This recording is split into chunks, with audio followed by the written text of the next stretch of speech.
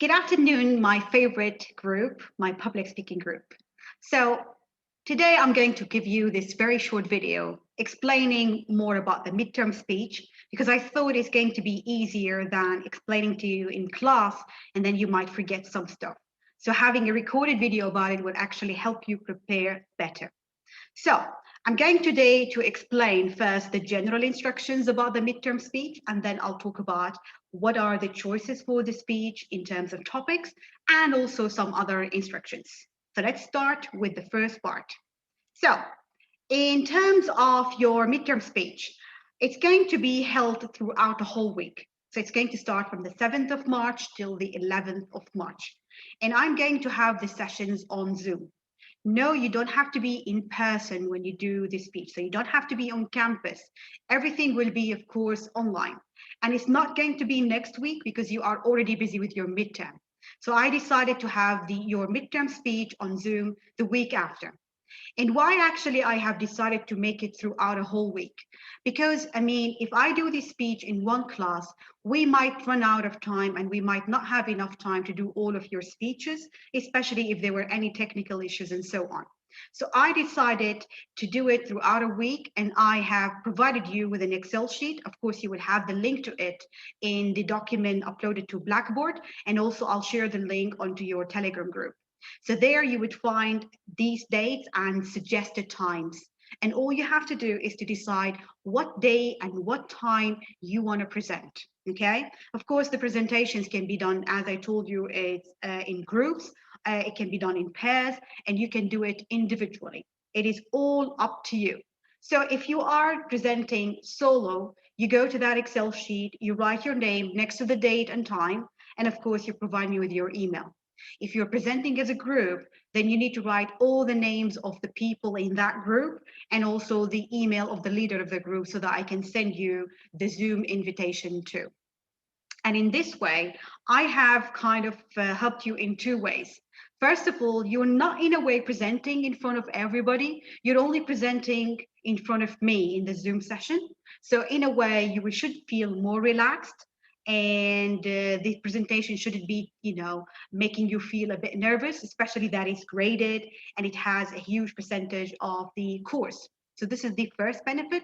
And the second benefit is that you can choose the day and the time which you would feel more comfortable presenting instead of having it fixed in our time of the lesson. So from the 7th of March till the 11th of March on Zoom. Now, in terms of also other instruction that you need to care about is that all Zoom sessions will be recorded because I need to keep evidence of your presentations. And the other thing that I would like to do with the videos is that once I finish recording your videos, I'm going to share it with the groups.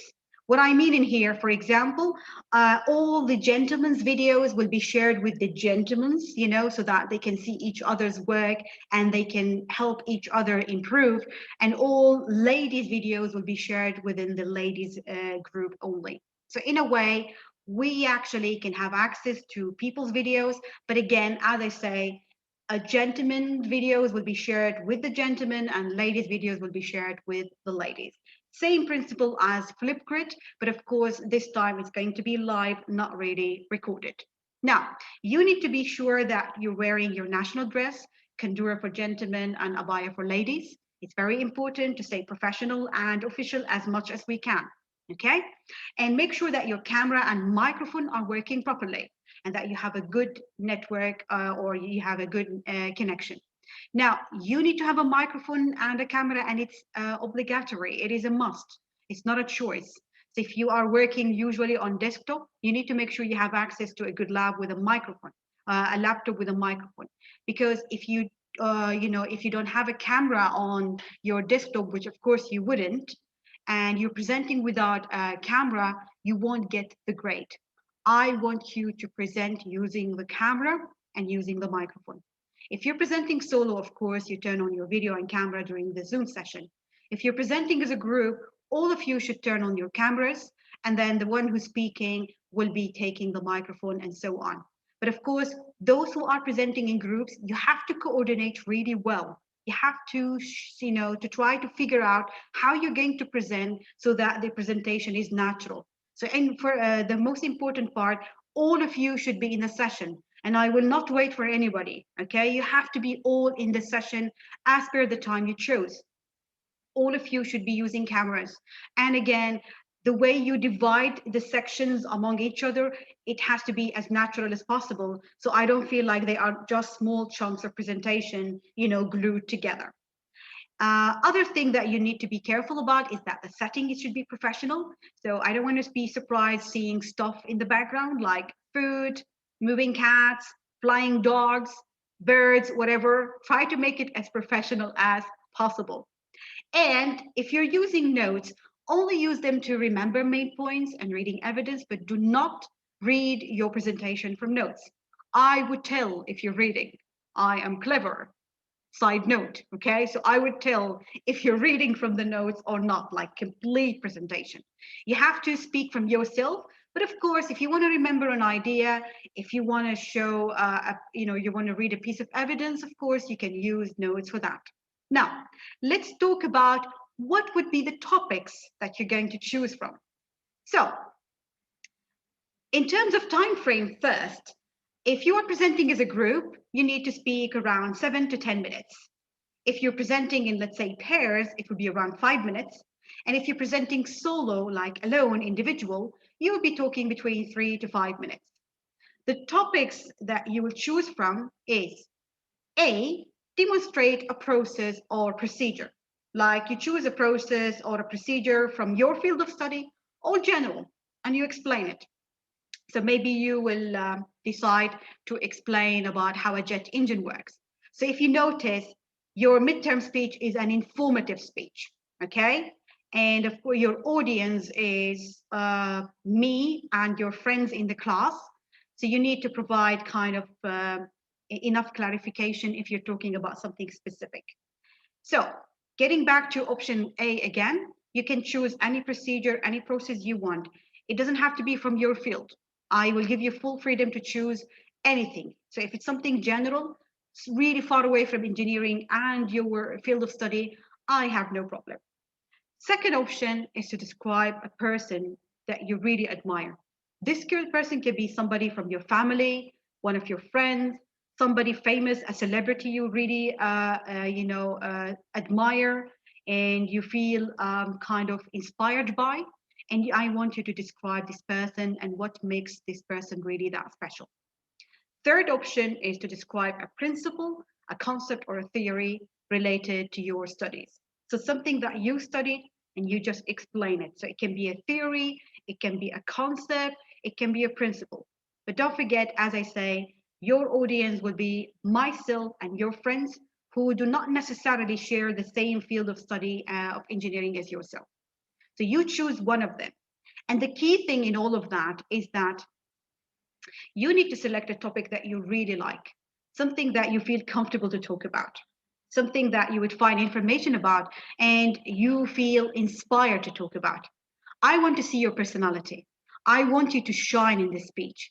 I want you to convince me with your information. So choose something that you really, really like. Okay. And, something else that you will do along with the speech is that you're going to evaluate yourself. I'm going to give you a form with a number of questions and you will evaluate yourself. Would it affect your grade? Of course not. It is required to submit it as in terms of requirement.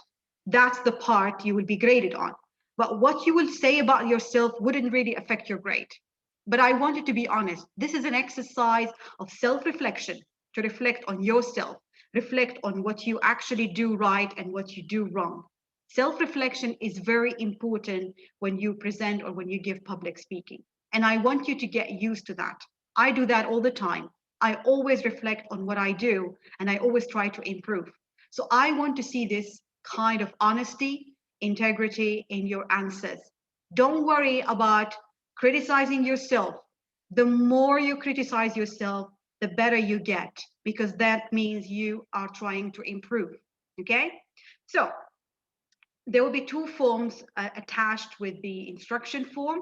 One, it will be the rubric. the criteria that I will use to evaluate you. So it's really good to go through it to know what I'm looking for in your speech. And the other form will be the self-evaluation, self-assessment form, which you're going to use to evaluate yourself. Okay? So to summarize everything that I actually said, I wish you all the best of luck. Don't think of it as an exam. Think of it as a chance to express yourself. Don't think of it as, oh, this is my midterm, I have to be worried about. The more relaxed you are about it, the better you will perform. And trust me, I am here to help you. We're all together to help each other. So be inspired, express yourself, show me your personality, show me who you are as a speaker, and may the force be with all of you. Thank you very much and have a good day.